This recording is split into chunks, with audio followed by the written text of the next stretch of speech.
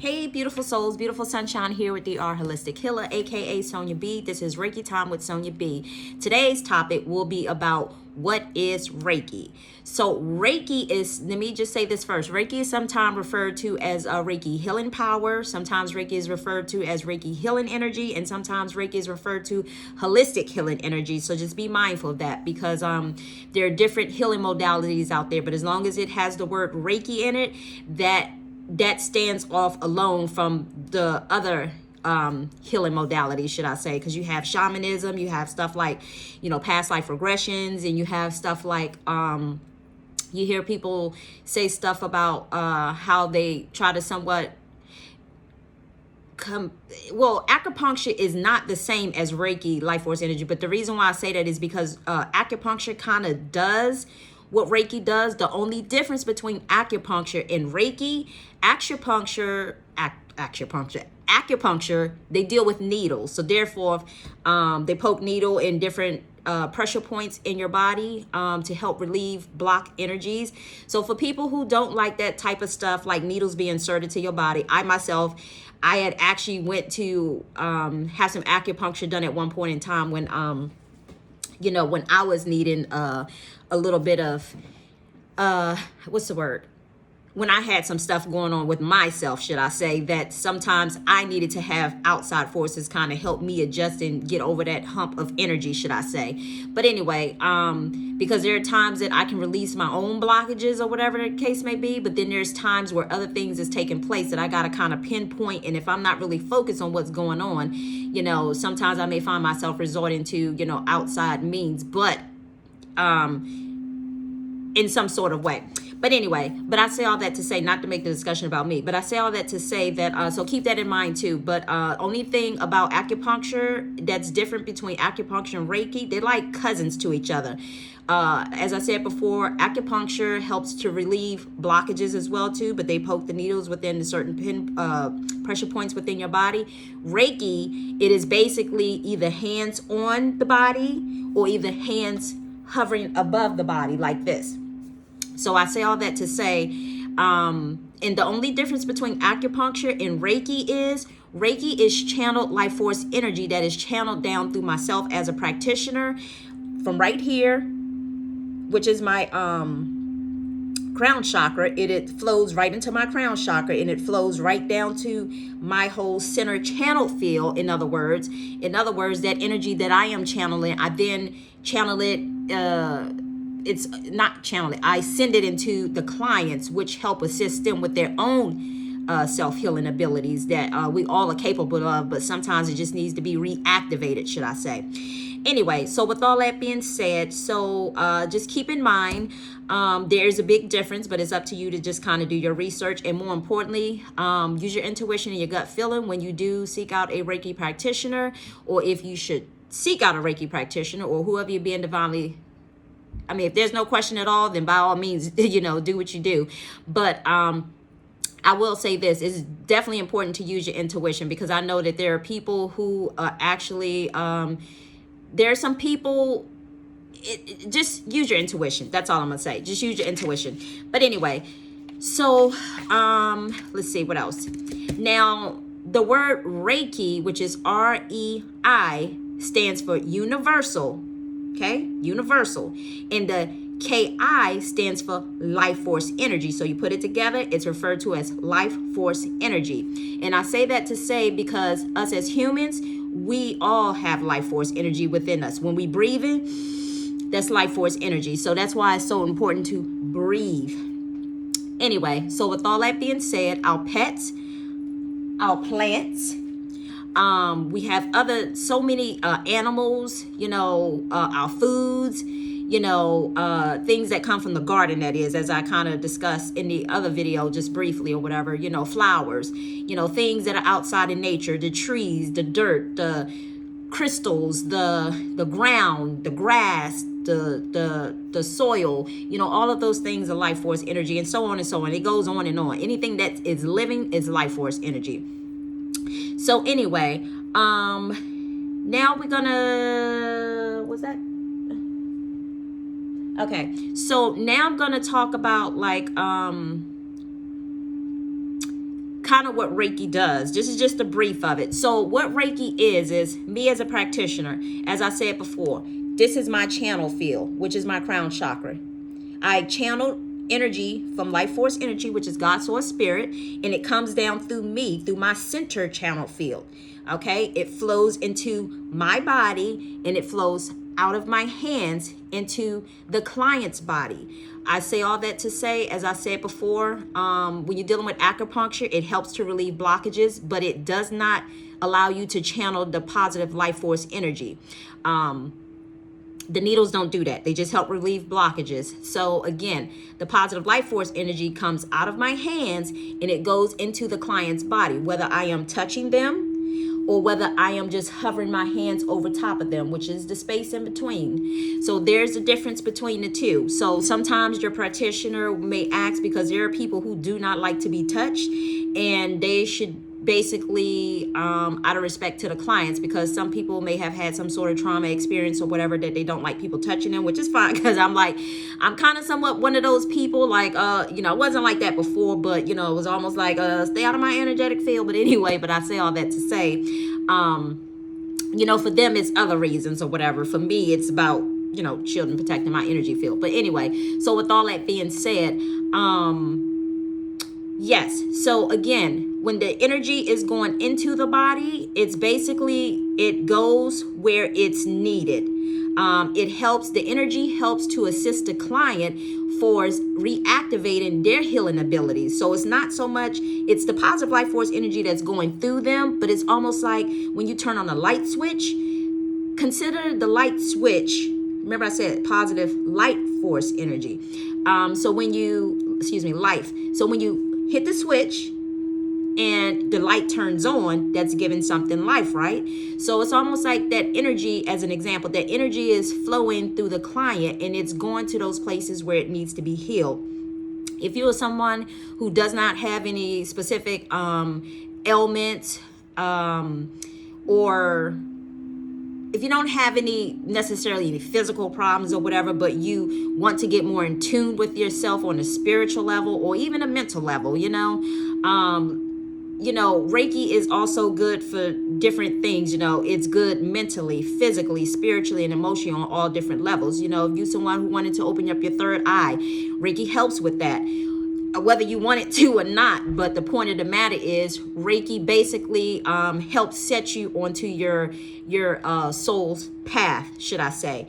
Reiki will allow anything that is hidden underneath the surface to come up for healing. So I say all that to say, if you have been suppressing any feelings and emotions way deep down inside, because sometimes we have programmed ourselves to not feel anything. Sometimes we program ourselves to not allow, it's a self-protective mechanisms that we pretty much do. I myself had done it at one point too, and I myself kind of do it in a sense when I'm like, sometimes out and about, as long as I'm in my home, I'm good, or whatever the case may be. But I guess for me, I'm that's a situation that I'm working on. But anyway, so for as that, it's like the energy basically oh God, I forgot where I was at. So basically the energy, like I said, the energy helps you on different levels. So if you have stuff thank you, Spirit. If you have stuff that's hidden underneath the surface, that's buried way deep down in your heart. Let's just say if somebody broke your heart, or, if constant people, you feel like you can't trust people, and I mean trust people to the point that your heart is closed off. That's what I'm referring to the point of, like, let's just say growing up as a child, like, let's just say maybe you might have a parent who was abusive or anything like that, or maybe a parent who probably didn't pay you any mind. So therefore, we as kids tend to go in self-protective mode. So I say all that to say, sometimes we've been accustomed to doing something for so long that we don't even realize that, why we're doing certain things. And some people do realize, well, hey, I did this because it was a way for me to protect myself. And then when it's done and embedded so much in your DNA, it's almost like it's hard to get rid of, and not necessarily hard to get rid of, but it's almost like it's hard to identify why you're feeling the way that you're feeling. So anyway, Reiki usually helps with that. As I said before, if you have any physical ailments or whatever the case may be, Reiki helps with that. You know, for people who have people where you can't touch them, I think it's people like people with, if I'm saying this right, oh God. Oh my God. Okay, I'm not going to even say it. Anyway, people who have like lupus or whatever the case may be, people don't like to be touched. Anybody who has some sort of physical issues where they don't like to be touched because it's painful for them to be touched. I got it in my head. I'm not going to even try to say it. Anyway, fibromyalgia. Thank you, Spirit. Anyway, so yeah, people like that, it's good for them as well too, because again, you're not touching the necessary skin, you're hovering over top of their skin when doing the healing work. Anyway, so the next thing is just remember that the Reiki energy helps reactivate it, because it's not us that's doing the actual healing. It's the positive life force energy that's being channeled down through the practitioners that goes out of their hands to help reactivate your healing abilities. And I say all that to say, just imagine like, imagine if you had a Band-Aid on a sore for like a whole, and I'm just using this as an example, for like a whole year. If you had a Band-Aid on there and it's like, you've been so used to just like putting a Band-Aid on top of that sore, like you take a shower, the Band-Aid fall off, you get another Band-Aid, you put it back on it. So in other words, it's almost like you depend on like, you depend on other sources to how can I say it? Your body is capable of healing itself, and we're not even consciously aware of this ability. You know, I myself, I wasn't even conscious of it at first myself too, until I had to start using it on myself as well too. So it helped me to heal things within my own self, as well as, you know, when I did receive Reiki treatments myself, as well as, you know, when I became a teacher as well too. So I say all that to say that, you know, just keep in mind that,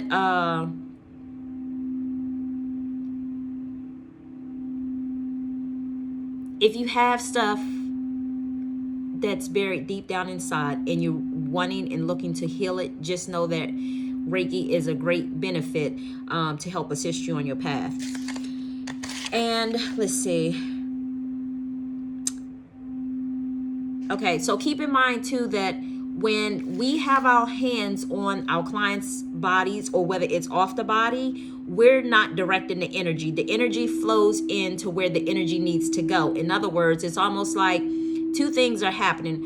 One, we're using our intuition, or our intuition, our intuitive sides, or, you know, it's almost like being psychically aware of what needs healing or where to direct the energy to. So I say all that to say, let's just say if you're someone who's been having a problem with love or whatever, or your heart or whatever the case may be. So if you find yourself having like heart issues or whatever, you know, that's a sign of, you know, you having a blockages with your heart in regards to love or whatever. So it's almost like placing your hands, the practitioner is basically placing their hands. Let's just say if I place my hands either on them or above them on their forehead, but their body, actually their heart is what's really affecting everything else in their body. I say all that to say that, you know, my spirit guides, my intuition, my psychic abilities will all tell me, put your hand here on their heart. In other words, run the energy there. So in other words, it's I don't direct the energy unless I'm being divinely guided to do so, in a sense, because I may start off in a particular area. I usually start off in a particular area when I, you know, doing a Reiki section and work my way down. But sometimes Spirit may say, go here, go there, and place your hand here, because that particular area needs more healing than the rest of the parts of the body. Because sometimes it could just be one specific area that's, you know, throwing everything else out of whack, you know, when everything else might be fine. And it could just be, as an example, just a heart problem, meaning like a broken heart. So anyway, I don't want to be too long, so let me hurry this up. So again, I don't control the energy. The energy flows to where it's needed. Sometimes my higher self communicates with the client's higher self, and that's another way that I'm being divinely guided to place my hands where it needs to be healed at, because we all have a higher self within ourselves, and our higher self wants the best, and the higher self wants the best for us, that we may thrive and be our higher self. So sometimes, sometimes the individual's higher self communicates with my higher self. That way I am able to know where to direct the energy.